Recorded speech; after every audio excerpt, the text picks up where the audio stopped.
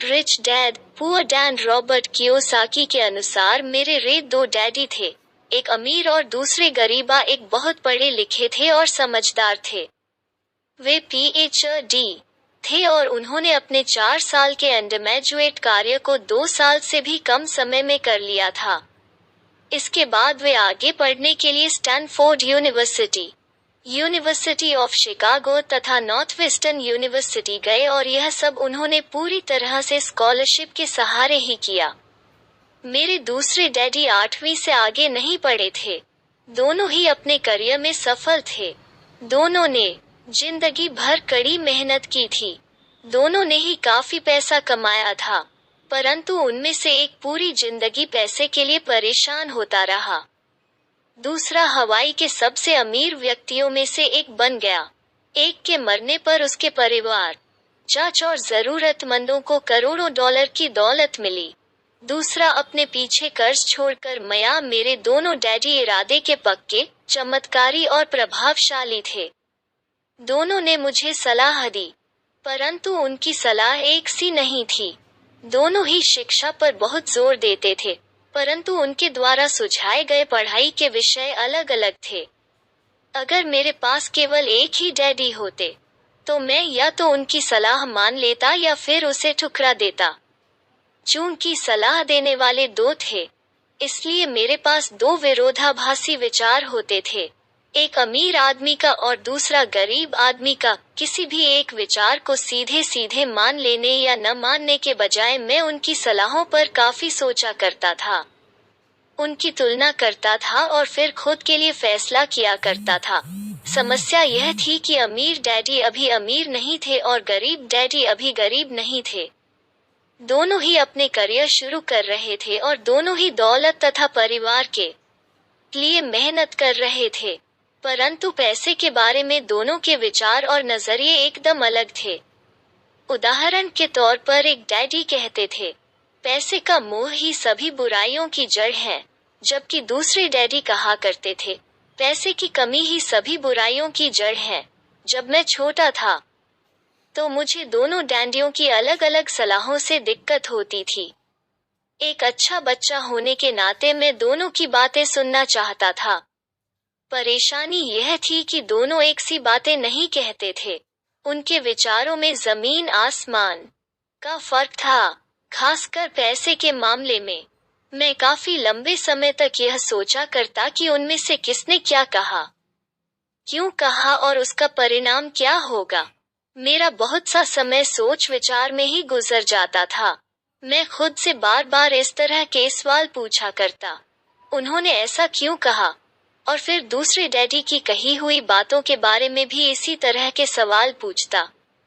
काश मैं यह बोल सकता, हाँ, वे बिल्कुल सही हैं, मैं उनकी बातों से पूरी तरह सहमत हूँ, या यह कहकर मैं सीधे उनकी बात ठुकरा सकता, बूढ़े को यह नहीं पता कि वो क्या कह रहा है। चूंकि दोनों ही मुझे प्यारे थे, इसलिए मुझे खुद के लिए सोचने पर मजबूर होना पड़ा। इस तरह सोचना मेरी आदत बन गई, जो आगे चलकर मेरे लिए बहुत फायदेमंद साबित हुई। अगर मैं एक तरह से ही सोच पाता तो यह मेरे लिए इतना फायदेमंद नहीं होता। धन दौलत का विषय स्कूल में नहीं, बल्कि घर पर पढ़ाया जाता है। शायद इसीलिए अमीर लोग और ज्यादा अमीर होते जाते हैं, जबकि गरीब और ज्यादा गरीब होते जाते हैं और मध्य वर्ग कर्ज में डूबा रहता है। हम में से ज्यादातर लोग पैसे के बारे में अपने माता पिता से सीखते हैं। कोई गरीब पिता अपने बच्चे को पैसे के बारे में क्या सिखा सकता है? वो सिर्फ इतना ही कह सकता है, स्कूल जाओ और मेहनत से पढ़ो। हो सकता है वो बच्चा अच्छे नंबरों से कॉलेज की पढ़ाई पूरी कर, तो फिर भी पैसे के मामले में उसकी मानसिकता और उसका सोचने का ढंग एक गरीब आदमी जैसा ही बना रहेगा।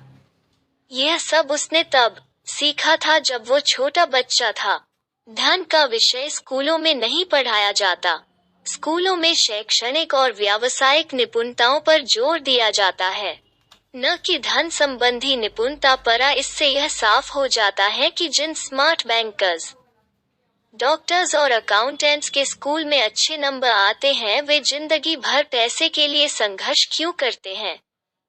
हमारे देश पर जो भारी कर्ज लदा हुआ है वो काफी हद तक उन उच्च शिक्षित राजनेताओं और सरकारी अधिकारियों के कारण है जो आर्थिक नीतियां बनाते हैं, और मजे की बात यह है कि वे धन के बारे में बहुत कम जानते हैं। मैं अक्सर नई सदी में आने वाली समस्याओं के बारे में सोचता हूँ। तब क्या होगा जब हमारे पास ऐसे करोड़ों लोग होंगे जिन्हें आर्थिक और चिकित्सकीय मदद की जरूरत होगी। धन संबंधी मदद के लिए या तो वे अपने परिवारों पर या फिर सरकार पर निर्भर होंगे। क्या होगा जब मेडिकेयर और सोशल सिक्योरिटी के पास का पैसा खत्म हो जाएगा?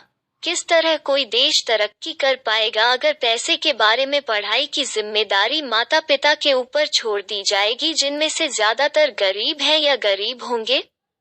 चूंकि मेरे पास 2 प्रभावशाली डैडी थे, इसलिए मैंने दोनों से ही सीखा।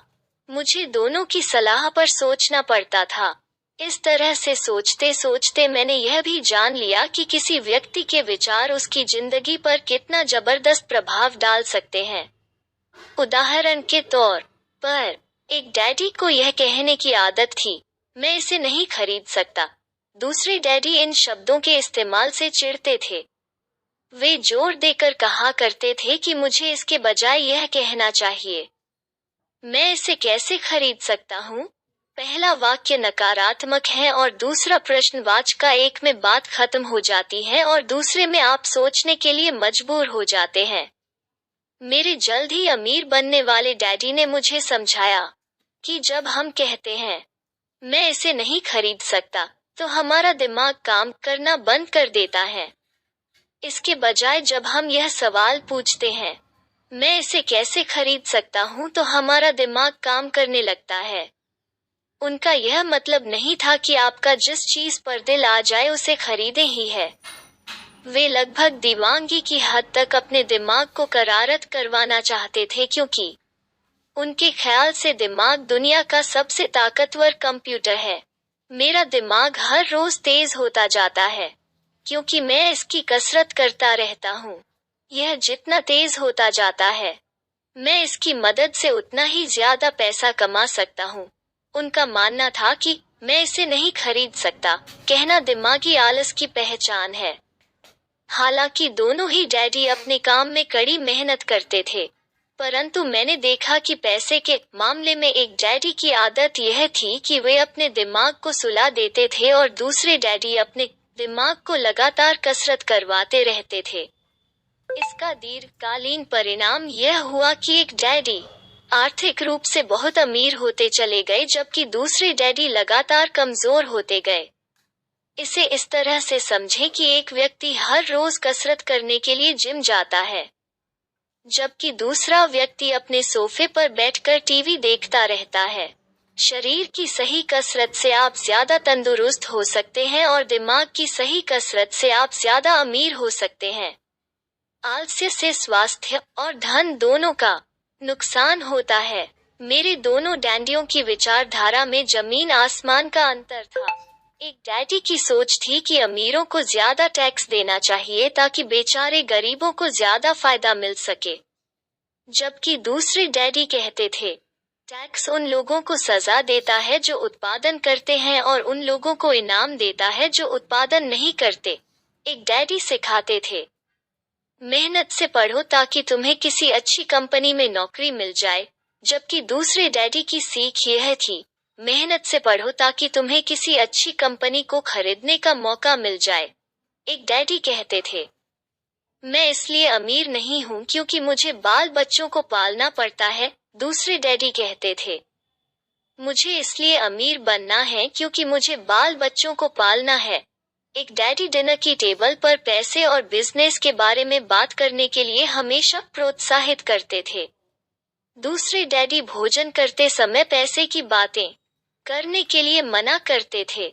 एक का कहना था, जहां पैसे का सवाल हो, सुरक्षित कदम उठाओ, खतरा मत उठाओ। दूसरे का कहना था, खतरों का सामना करना सीखो। एक का मानना था, हमारा घर ही हमारा सबसे बड़ा निवेश और हमारी सबसे बड़ी संपत्ति है। दूसरे का मानना था, मेरा घर मेरा दायित्व है, और अगर आपका घर आपकी नजर में आपका सबसे बड़ा निवेश है। तो आप गलत हैं। दोनों ही डैडी अपने बिल समय पर चुकाते थे, परंतु उनमें से एक सबसे पहले अपने बिल चुकाता था, जबकि दूसरा सबसे आखिर में। एक डैडी का यह मानना था कि कंपनी या सरकार को आपका ध्यान रखना चाहिए और आपकी जरूरतों को पूरा करना चाहिए।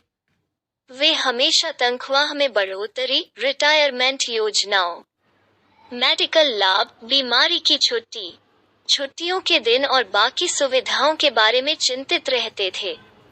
वे अपने दो चाचाओं से बहुत प्रभावित थे जो सेना में चले गए थे और 20 साल के सक्रिय जीवन के बाद उन्होंने अपने रिटायरमेंट और जीवन भर के आराम का इंतजाम कर लिया था। वे मेडिकल लाभ के विचार को पसंद करते थे और सेना द्वारा अपने रिटायर्ड कर्मचारियों को दी जा रही सुविधाओं की भी तारीफ करते थे। उन्हें विश्वविद्यालय का टेन्योर सिस्टम भी काफी पसंद था। कई बार नौकरी से आजीवन मिल रही सुरक्षा और नौकरी के लाभ नौकरी से ज्यादा महत्वपूर्ण हो जाते हैं। वे अक्सर यह कहते थे, मैंने सरकार के लिए बहुत मेहनत से काम किया है और इसलिए बदले में मुझे ये लाभ मिलने चाहिए। दूसरे डैडी पूरी तरह से आर्थिक स्वावलंबन में विश्वास करते थे। वे सुविधा भोगी मानसिकता के विरोधी थे। वे यह मानते थे कि इस तरह की मानसिकता लोगों को कमजोर और आर्थिक रूप से जरूरतमंद बनाती है। उनका हद विश्वास था कि आदमी को आर्थिक रूप से सक्षम होना चाहिए। एक डैडी कुछ डॉलर बचाने के लिए परेशान रहे।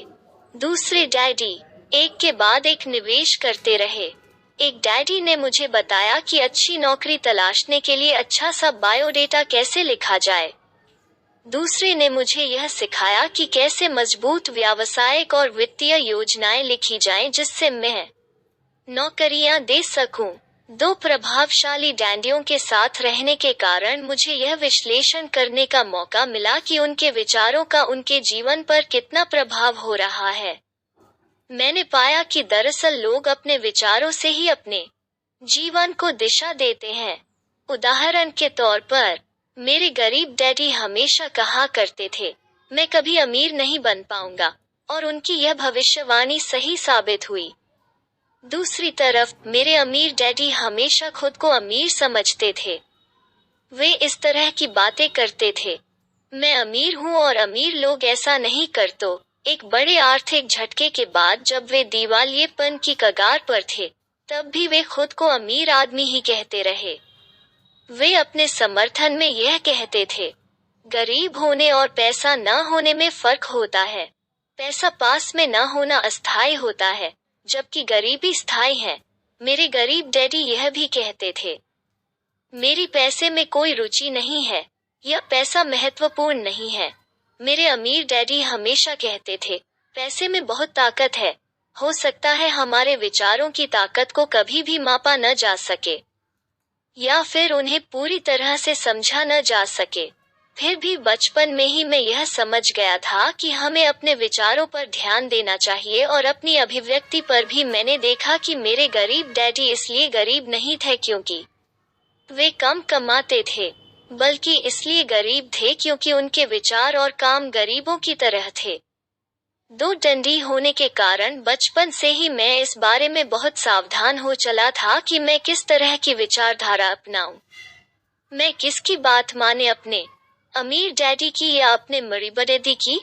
हालांकि दोनों ही शिक्षा और ज्ञान को बहुत महत्वपूर्ण मानते थे, परंतु क्या सीखा जाए इस बारे में दोनों की राय अलग अलग थी।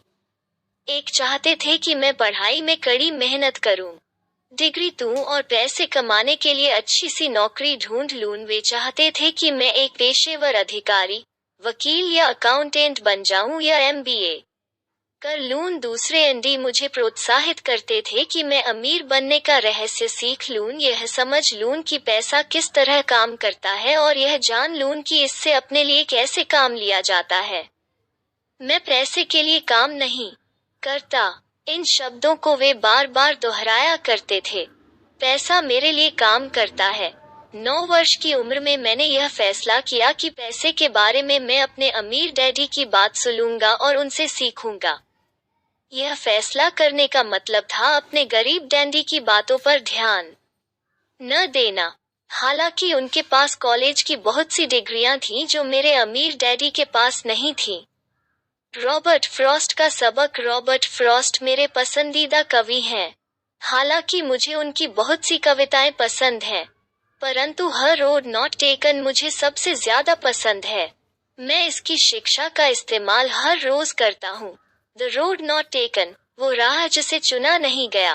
पीले जंगल में दो राहें बढ़ती थीं, और अफसोस कि मुझे एक को चुनना था, और मैं अकेला पथिक खड़ा रहा, देर तक यह देखते हुए कि यह राह कहाँ तक जाती है। झुरमुटों में मुड़ने के पहले फिर मैंने दूसरी राह चुनी, उतनी ही सुंदर और शायद बेहतर भी, क्योंकि यहाँ घास ज्यादा थी और कम लोग गुजरे थे। हालांकि लोगों के गजरने से यहाँ भी उतना ही नुकसान हुआ था, और दोनों दी उस सुबह बराबर थी। पत्तियों पर काले कदम नहीं थे, और मैंने पहेली को अगले दिन के लिए रखा।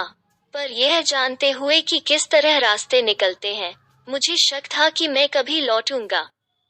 मैं आह भरकर यह कहूंगा, आज से सदियों बाद शायद एक जंगल में दो राहें बढ़ती थीं, और मैंने कम चली हुई राह को चुना, और इसी बात से सारा फर्क पड़ा। Robert Frost 1916। और इसी बात से सारा फर्क पड़ा, और इसी बात से सारा फर्क पड़ा। बहुत समय गुजर चुका है, पर मैं अब भी अक्सर रॉबर्ट फ्रॉस्ट की कविता पर चिंतन करता रहता हूँ। पैसे के बारे में अपने पढ़े लिखे डैडी की सलाह और नजरिए को न सुनने का मेरा फैसला दुखद था, परंतु यह एक ऐसा फैसला था जिसने मेरी जिंदगी की दिशा तय कर दी। एक बार मैंने यह फैसला कर लिया कि मुझे किसकी बात सुननी है, तो उसके बाद मेरी ध्यान संबंधी शिक्षा शुरू हो गई। मेरे अमीर डैडी ने मुझे 30 साल से भी ज्यादा समय तक सिखाया, तब तक जब तक कि मेरी उम्र 39 साल नहीं हो गई, और इसके बाद उन्होंने सिखाना बंद कर दिया। उन्होंने यह देख लिया था कि मैं वो सब समझ चुका हूँ जो ये मेरी मोटी बुद्धि में भरने की कोशिश कर रहे थे। पैसा एक तरह की ताकत है, परंतु इससे भी बड़ी ताकत है वित्तीय शिक्षा। पैसा तो आता और जाता रहता है, परंतु अगर आप यह जानते हैं कि पैसा किस तरह से काम करता है, तो आप ज्यादा ताकतवर हो जाते हैं और आप दौलत कमाना शुरू कर सकते हैं। केवल सकारात्मक चिंतन से ही समस्या हल नहीं हो सकती, क्योंकि ज्यादातर लोग स्कूल में पढ़ते हैं और वहां वे कभी यह नहीं सीख पाते कि पैसा किस तरह से काम करता है। इसलिए वे पैसे के लिए काम करने में अपनी सारी जिंदगी बर्बाद कर देते हैं। मेरी शिक्षा जब शुरू हुई थी तब मैं केवल 9 साल का था, और इसी कारण मेरे अमीर डैडी ने मुझे जो पाठ पढ़ाए थे वे बहुत आसान थे। और सारी बातों को छोड़कर विचार किया जाए तो उन्होंने मुझे 30 सालों तक कुल 6 महत्वपूर्ण पाठ पढ़ा। यह पुस्तक उन्हीं 6 पाठों के बारे में है, और इसे भी उतना ही आसान बनाने की कोशिश की गई है जितना कि मेरे अमीर डैडी ने इन्हें मेरे लिए आसान बनाया था। यह पाठ आपके लिए जवाब की तरह नहीं लिखे गए हैं, बल्कि मार्गदर्शक की तरह लिखे गए हैं। ऐसे मार्गदर्शक जो ज्यादा अमीर बनने में आपकी और आपके बच्चों की मदद करेंगे, चाहे बदलती हुई इस अनिश्चित दुनिया में कुछ भी होता रहे।